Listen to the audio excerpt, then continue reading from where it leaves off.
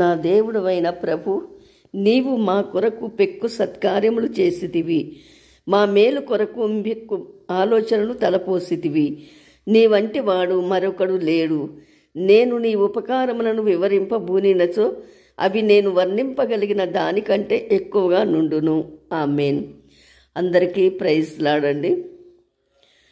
దావీదు మహారాజు ఆయన జీవితంలో ఆయనకు వచ్చిన ఆపదలలో, ఆయన కష్టాలలో దేవుడు ఎన్ని ఉపకారాలు చేసినారంటే అసలు ఆయన వివరింపబూనటానికి కూడా అవి ఆయన ఆ మేలును వివరించాలి అంటే ఆయన వర్ణింపలేని లెక్కించలేని దానికంటే ఎక్కువగా ఉన్నవి.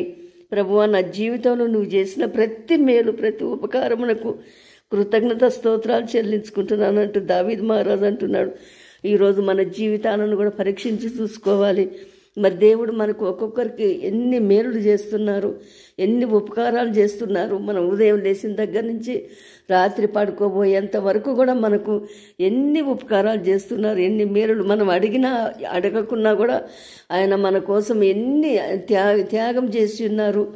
జీవాత్మను మనలో ఉంచి మనం నడుస్తున్నప్పుడు, పడుకున్నప్పుడు, తిరుగుతున్నప్పుడు, లేస్తున్నప్పుడు, నిద్రించినప్పుడు, తింటున్నప్పుడు ప్రతి సమయంలో మనల్ని దేవుడు ఏ విధంగా ఆదుకుంటాడో మనం గుర్తుకు తెచ్చుకొని దేవుని మార్గంలో నడవాలని చెప్పి దేవుని యొక్క ఆలోచనతో దేవుణ్ణి మరి ఆ యొక్క ప్రార్థనలో కానీ, ఆ యొక్క వాక్యంలో కానీ మనం ఎప్పుడే కానీ దేవుణ్ణి చిన్నతనం చేయకుండా ఆయన చేసిన మేలులకు అసలు జీవితకాలం అంతా కూడా మనం రుణపడినా కూడా, మనం ఎన్ని ప్రార్థన చేసినా కూడా ఆయనకు రుణగ్రస్తంగానే ఉంటాం మనము.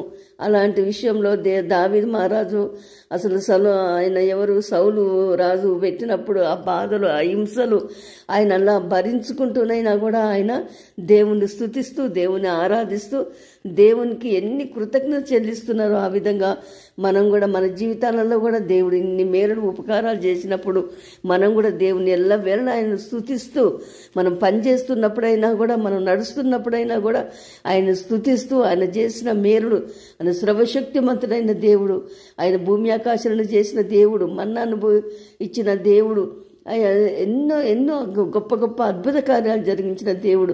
ఆయన ఎల్లవేళలా కూడా మనం మన ఆత్మను శుద్ధిగా చేసుకొని ఎప్పటికీ మనం పరీక్షించుకోవాలి. మనం తప్పుత్రోవగా నడుస్తున్నామా, లేకపోతే దేవుని మార్గంలో నడుస్తున్నామా అనేది మనం ఆలోచన చేసుకొని దేవుణ్ణి స్మరించుకుంటూ ఎల్లవేళలా మనము మరి జీవించాలని చెప్పి ఈరోజు దావీదు మహారాజు ద్వారా మనకు ఈ వాక్యాన్ని మరి తెలియపరిచినందుకు దేవునికి కృతజ్ఞతలు చెల్లించుకుంటాము. ఆమేన్. ప్రార్థన చేసుకున్నాం. సర్వశక్తిమంతుడైన దేవ, సర్వోన్నతుడ, సర్వాధికారి అయిన తండ్రి, నీకు స్తోత్రాలు చెల్లించుకుంటున్నాము నాయన. అయా దావీదు మహారాజు విషయం, అయా నాయన మరి ఆయన విషయంలో మీరు ఎన్ని మేలులు చేసి ఉన్నారు నాయన.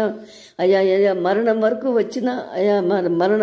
వచ్చిన ఆ యొక్క ఉపకారాలను బట్టి ఆయన మీకు కృతజ్ఞతలు చెల్లిస్తున్నాడు తండ్రి.